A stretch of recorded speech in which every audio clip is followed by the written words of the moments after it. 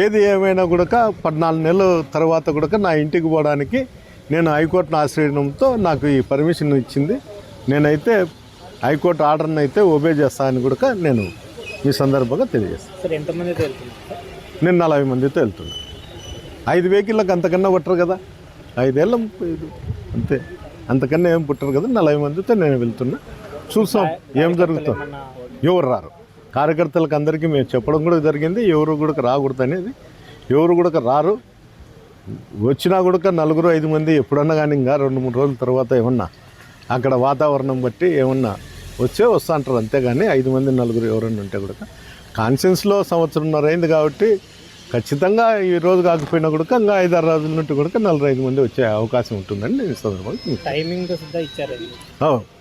10 to 11 రేపు నెల 19 వరకు. ఇప్పుడు బయలుదేరేదే. ఇప్పుడు వరకు చేస్తా అన్నాము, చూస్తాం అక్కడ పరిస్థితులు బట్టి అన్నీ చూసి. హెడ్ క్వార్టర్లో మీరు ఏమైనా పాల్గొంటున్నారా? అంతవరకు పరిస్థితులు బట్టి చూస్తాము అని చెప్తున్నారు.